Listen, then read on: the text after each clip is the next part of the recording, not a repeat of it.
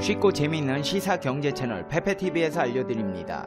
대한민국은 세계적으로 봐도 정말 대단한 나라입니다. 모두가 안 된다고 하는 일을 아무렇지도 않게 해내는 나라 중에 하나로 전 세계에 부러움을 사고 있습니다.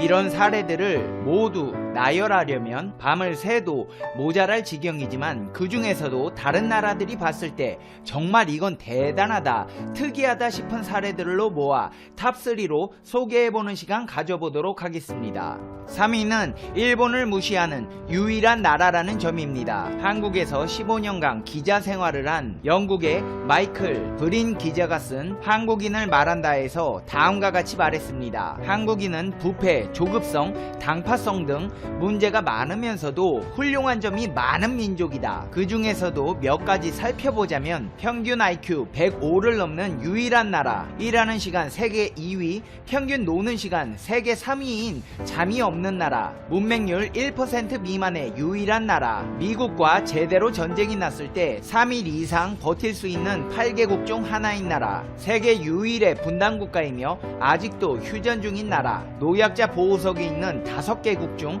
하나인 나라, 여성부가 존재하는 유일한 나라, 지하철 평가 세계 1위로 청결함과 편리함이 최고인 나라, 세계 봉사국 순위 4위인 나라, 가장 단기간에 IMF를 극복해서 세계를 경악시킨 나라, 인터넷 TV 초고속 통신망이 세계에서 가장 발전한 나라, 세계에서 가장 많은 발음을 표기할 수 있는 문자를 가진 나라, 세계 각국 유수대학의 우등생 자리를 휩쓸고 다니는 나라, 한국인은 유태인을 게으름뱅이로 보는 유일한 민족, 세계에서 가장 기가 센 나라, 약소국에겐 관대한 나라, 이렇게 볼 수 있겠는데요. 그 중에서도 단연코 눈에 띄는 건 세계 2위 경제대국 일본을 발톱 사이 때만큼도 안 여기는 나라입니다.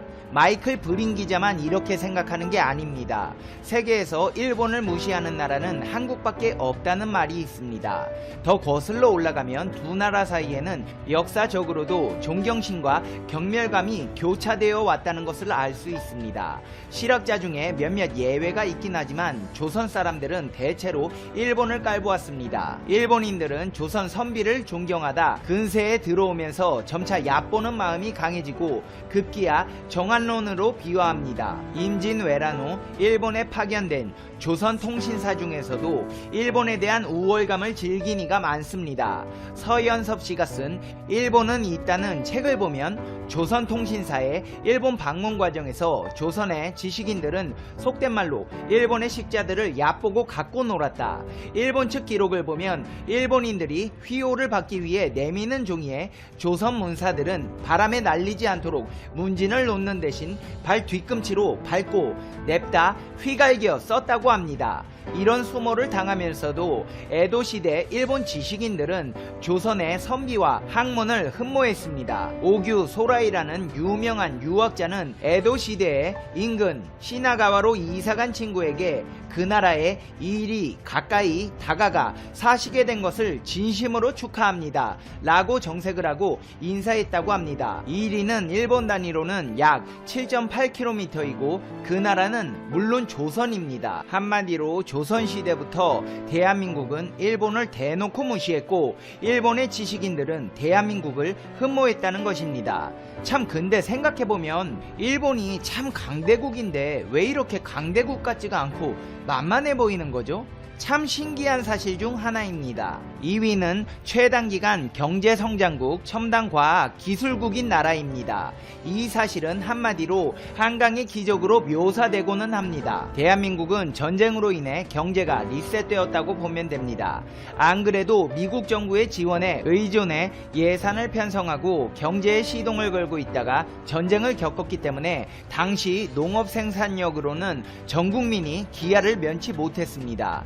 농촌에서조차 수입 밀가루가 있어도 굶는 판이었습니다. GDP 감소 수치 자체는 무시할 만했습니다. 1950년 한 해 동안에만 마이너스 성장을 했고 6.25는 국가 경쟁력과 발전 역량을 밑바닥으로 떨어뜨릴 만큼 파괴적인 영향을 미쳤는데 인적 피해만 300만 이상의, 물적으로는 전력 74%, 남한공업의 60%, 건물 66만 100동, 전선 60만 766km, 교량 길이당 9,312km가 파괴되었습니다. 그나마 남아있던 물적 인프라를 날려먹고 사실상 맨 땅의 헤딩으로 다시 시작한 셈입니다. 한강의 기적이란 경제 제일주의를 내세운 장면 내각에서 제2차 세계대전에서 패전한 서독이 선진국으로 빠르게 도약한 것을 라인강의 기적이라 부른 것에 빗대어 6.25 전쟁을 치르고 국토와 인력이 넉마가 되어버린 대한민국도 그렇게 되어야 한다고 역설했던 것에서 유래하였습니다. 오늘날에는 1950년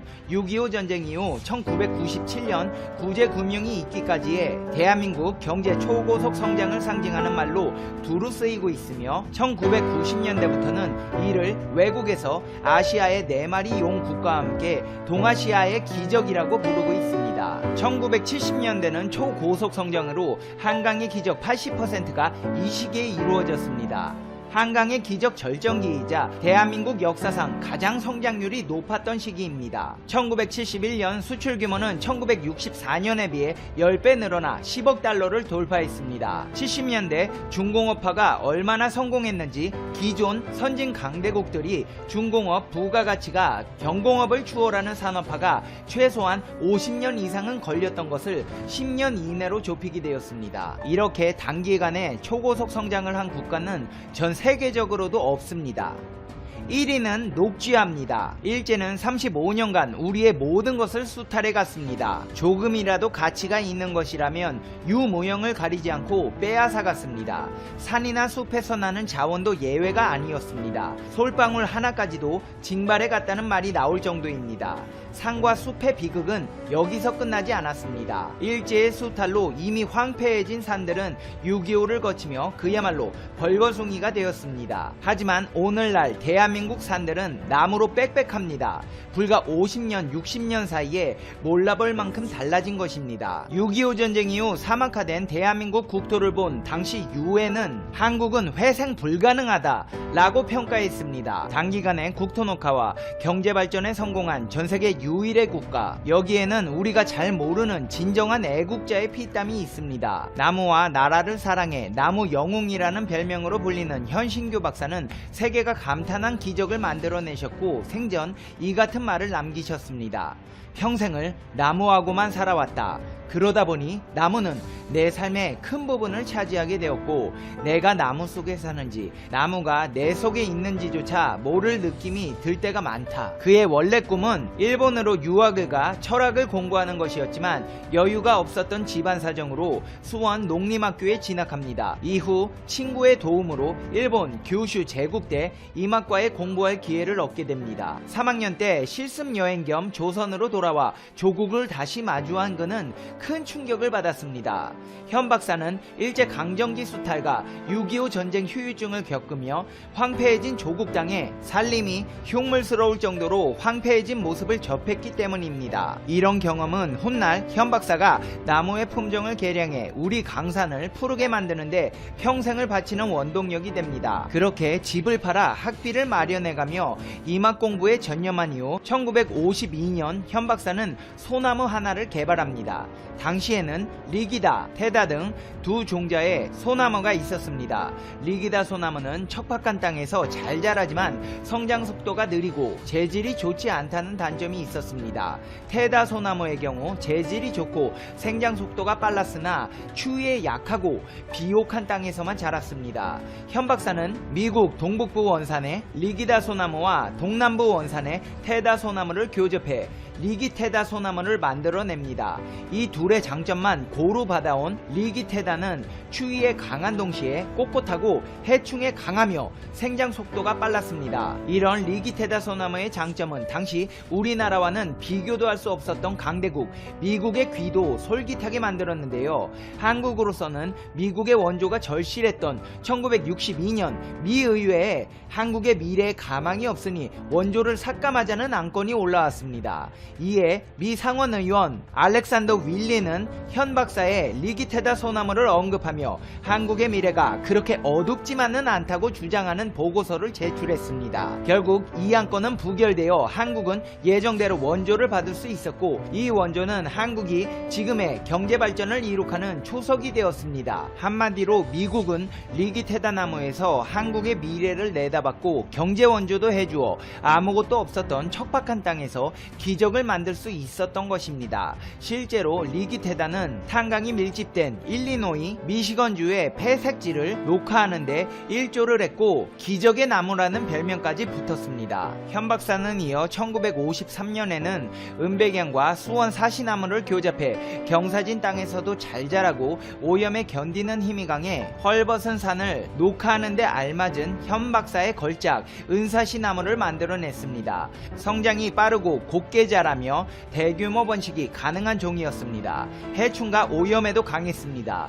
이렇게 뛰어난 현 사시나무 역시 해외로 진출했는데요. 1980년대 낙엽병으로 골머리를 썩던 뉴질랜드는 현 사시나무가 낙엽병에 저항성이 있다는 정보를 입수하고 자국의 숲을 현 사시나무로 채우기로 결정했습니다. 뉴질랜드에서 현 사시나무는 역이라는 이름으로 불리기도 하는데요. 현 사시나무의 아빠나무인 수원 사시나무가 처음 발견된 수원 여기산에서 따온 이름이라고 합니다. 현신규 박사는 1986년 74세의 나이로 타계합니다. 그때까지 그가 심은 나무의 수는 무려 2억 9천만 그루입니다. 나무와 숲에 대한 열정 그리고 국가에 대한 사랑이 없었다면 불가능했을 수도 있습니다. 하지만 그 모든 역경과 고난을 이겨내고 현신규 박사님은 오늘날의 대한민국을 만드는데 위대한 업적을 남기셨습니다. 시간이 흘러 1982년 식량농업기구는 한국을 2차 세계대전 이후 산림복구에 성공한